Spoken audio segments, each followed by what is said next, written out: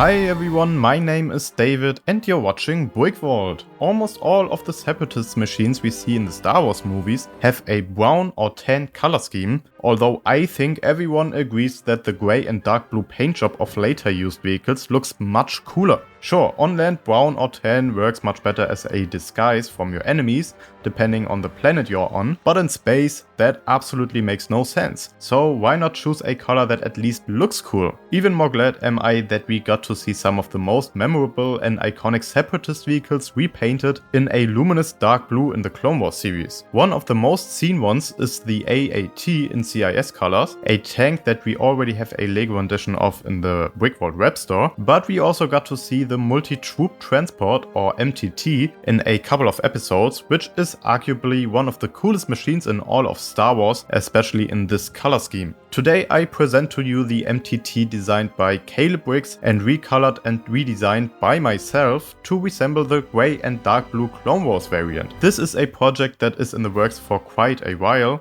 because, surprise, turns out it's a lot more work and a lot more annoying to update the instructions to an 8K parts build than I anticipated. Now it's done though, and you can get the instructions and parts list to this behemoth on our website www.brickvault.toys. If you already purchased the brown variant instructions and accepted our email marketing, you should have already received a 50% coupon code for this version. But if you haven't, shoot us an email at david@brickvault.toys. For the rest of you, I highly encourage you to check out this incredible build that was first designed by Caleb Briggs. You can get the building instructions and parts list on brickvault.toys or at the link in the video description, and you support both the designers and our small passionate company by doing so. You may have already guessed it, but this build is heavy. Almost 5 kilos to be exact. That's roughly as much as a cat. I'd say its size is also in the same ballpark as a cat. I don't happen to have a cat in my studio right now, but I do have my favorite childhood plush toy to compare to, which tells you absolutely nothing about the size. What could though is if I compare to other minifig scale custom builds I have in the studio, especially the Separatist ones that I don't have a whole lot of just yet, but I think placing some other CIS models next to it makes this model really shine. Now let's come a little closer and check out some of the details that were included. Of course, compared to the brown version, we have some color blocking going on here to get the accurate dark blue markings in. Especially on the side you can see some added blue lines and surfaces, but what I personally had the most fun building was the Separatist insignia on the side. I always love to include brick build insignias and logos where Lego themselves would make it easy for them and just place a sticker, and I think this build up approach really speaks for itself. But let me know in the comments if you prefer stickers for maximum accuracy or if you're with me on the build up details. Further back we can see yet some more color blocking. Notice that there were dark bluish gray details included all around to make this look battle damaged and worn. On top we have some engine details. Don't know why they are not being hidden by the Separatists. It's not like this would ruin the streamlined dynamics of this tank. Anyways, I like details like this breaking up smoother surfaces, and so I like the back as well, where we have quite some greebles to explore. Make sure to hit pause on the video if you want to take a little longer look here. This model is a display piece first and foremost. I was tempted to say because the cannons on the front don't move,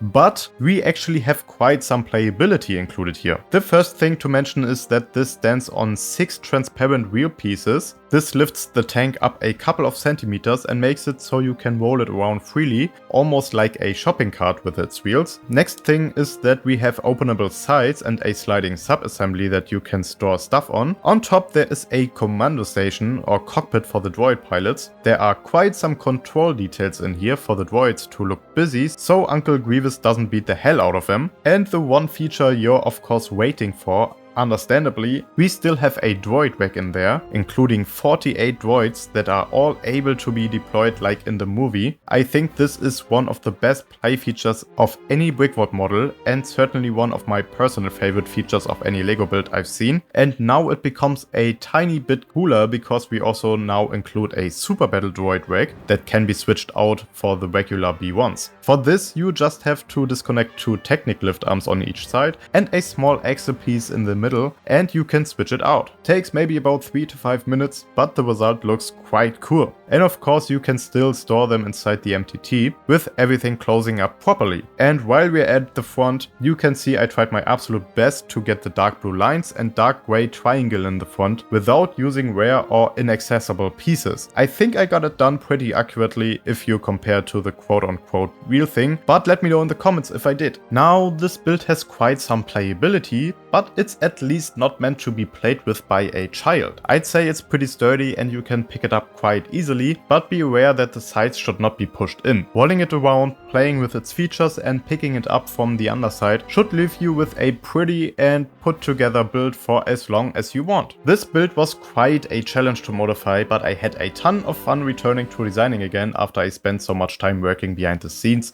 on the BrickVault takeover, and I promise you this won't be the last time I'm designing for BrickVault. There are actually a handful of models in the works that I can't wait to show you, a couple of ones actually standing right beside me right now, so subscribe so you don't miss when we release those to the public. It always feels like Christmas to me, even though I need to get used to reviewing my own designs without being too hypercritical. Thanks to Caleb for letting me redesign his beautiful build, and of course thank you for designing it in the first place. But yeah, that's the all new color variant of the MTT for ya. As always, you can find the building instructions and parts list for this build on BrickVault.toys. I highly encourage you to check them out. Please like the video if you enjoyed and subscribe to not miss any new releases, and we'll see you next time at BrickVault.